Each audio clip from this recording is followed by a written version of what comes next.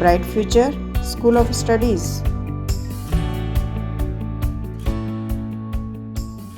Hello student, आज हम लोग 8.2 के क्वेश्चंस को सॉल्व करेंगे। ठीक है, उसके पहले 8.2 के क्वेश्चंस को सॉल्व करने के लिए हम लोगों को क्या करना पड़ेगा, जो टेबल है हमारी एंगल टेबल, उसको लर्न करना पड़ेगा। ठीक है ना, एंगल टेबल को लर्न करने के लिए सबसे पहले हम लोगों को इसको बनाना आना चाहिए कि इसको कैसे बनाते हैं, इसको कैसे हम लोग आइडेंटिफाई करते हैं। ठीक है, सो मैंने यहाँ पर ट्रिग्नोमेट्रिक रेशियोज लिए हैं और कुछ एंगल्स यहाँ पर मैंने 90 डिग्री तक, अभी आपके 10th में 90 डिग्री तक एंगल्स हैं, तो आप लोगों को क्या करना है, यहाँ तक ही लर्न करना है। ठीक है, चलो सबसे पहले हम लोग टेबल को बनाना सीखते हैं। तो टेबल को बनाने के लिए क्या करते हैं, सबसे पहले देखो साइन थीटा।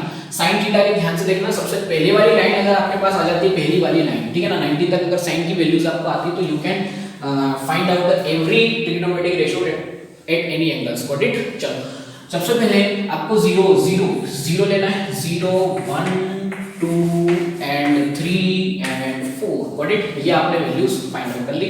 इसके बाद क्या करना है, इन सारी वैल्यू को 4 से डिवाइड करो, 4 से डिवाइड करो, 4 से डिवाइड करो, 4 से डिवाइड करो एंड 4 से इसको डिवाइड करो। ठीक है, डिवाइड करने के बाद आपको इन सब का क्या ले लेना है, रूट ले लेना है। तो ये रूट आपने लिया, रूट आपने ले लिया। ठीक है, रूट ले। रूट के बाद अब वैल्यूज लिखो। देखो 0 0 0 मतलब ये तो आपको दिख रहा है सिंपल कि 0 ही आने वाला है, यानी कि sin 0 होता है। ठीक है, यहाँ पर अगर मैं बात करता हूँ तो ये कितना आ जाएगा सर, 1/2। ठीक है, क्योंकि √4 आया नीचे, √4 के निकल जाएगा पेयर के फॉर्म में, 2 के फॉर्म में। ठीक है, यहाँ पर अगर मैं देखता हूँ तो 2 1 2 2 2 4 हो जाएगा, तो कितना हो जाएगा सर, 1/√2। ये हो जाएगा 1/√2 सिंपल 2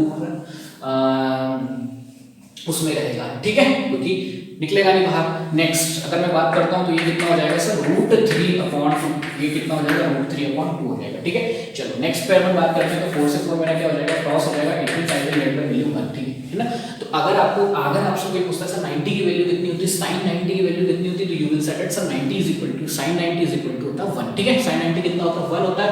ठीक है, एज इट इज आपको याद रखना है कि 0 की वैल्यू कितनी होती है, 1 होती है। ठीक है, चलो cos की वैल्यू। अब cos की वैल्यू फाइंड आउट करने के लिए आपको क्या करना है, जितनी भी sin की वैल्यूज है ना, उन सबको रिवर्स ऑर्डर में लिख देना है। ठीक है, रिवर्स ऑर्डर में इट मींस sin की वैल्यू आपकी 1 पर जाकर एंडिंग हो गई है, 1 पर खत्म हो गई है। इट मींस cos की जो वैल्यू होगी वो कहां से स्टार्ट होगी, 1 से स्टार्ट होगी, ये 1।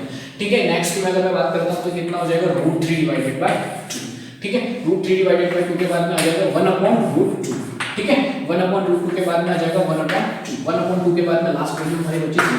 ठीक है, you can clearly see that the sine, the value of the ratio of the sine is in increasing order and the value of the cos is in decreasing order। आपको यहाँ पे clearly दिख रहा है कि जो भी साइन की वैल्यू है वो सारी की सारी वैल्यूज कैसी लिखी है, आपकी इंक्रीजिंग ऑर्डर में लिखी हुई है। बट वहीं पर अगर हम कॉस की वैल्यू की बात करते हैं तो कॉस की वैल्यू क्या हो जाएगी, आपकी सारी डिक्रीजिंग ऑर्डर में यहाँ पर राइट की गई है। ठीक है, तो आपके पास एक क्वेश्चन आता है हर समय, उसमें मल्टीपल चॉइस क्वेश्चंस में आपसे क्वेश्चन आ सकता है कि जो साइन और कॉस की जो वैल्यू होती है वो 0 से 1 के बीच में ही लाई करती है।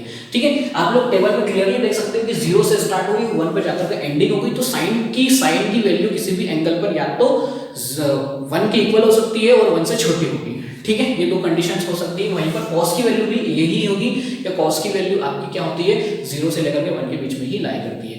बट साइन की वैल्यूज क्या होती है, आपकी इंक्रीजिंग ऑर्डर में होती है, और कॉस की वैल्यू वहीं पर आपकी डिक्रीजिंग ऑर्डर में होती है। Remember it. ठीक है, चलो नेक्स्ट, अब मैंने आप लोगों को tan थीटा का एक फॉर्मूला होता है sir, sin theta divided by cos theta. ठीक है, इसके पहले वाले चैप्टर में हम लोग बहुत अच्छे से डिस्कस कर चुके हैं फॉर्मूले के बारे में।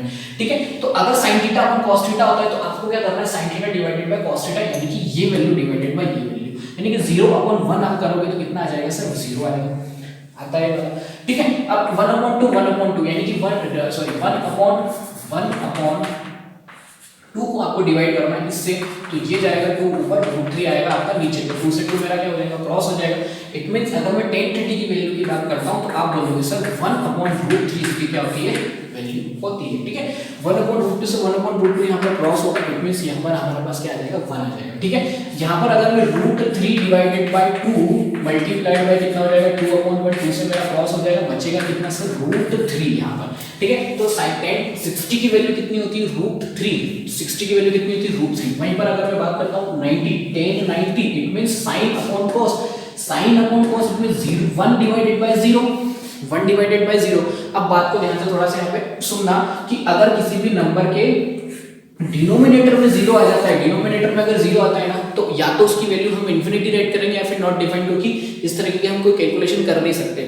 सो I will write here not defined here, what it, क्या लिखेंगे हम लोग, not defined, because of this zero is in denominator, ये जीरो डिनोमिनेटर होने की वजह से हम लोग यहाँ नॉट डिफाइंड लिखेंगे, कहीं कहीं पर इन्फिनिटी भी लिखा हुआ होता है, ठीक है ना, तो इसका कोई सेंस नहीं होता। बट अगर ऊपर न्यूमरेटर में जीरो आता है और नीचे कोई नंबर है तो चल जाएगा, ठीक है ना, कोई प्रॉब्लम नहीं। इसका आंसर कितना आता है, इसका आंसर हमारा आता है जीरो, इसका आंसर कितना होता है, जीरो आंसर आता है, ठीक है ना। अगर न्यूमरेटर में जीरो है और डिनोमिनेटर में अगर कोई नंबर लिखा हुआ है तो उसका आंसर हमारे पास जीरो आएगा, लेकिन अगर डिनोमिनेटर में जीरो आ जाता है तो उसका कोई सेंस नहीं होता है, जीरो नहीं आना चाहिए डिनोमिनेटर में, ठीक है ना।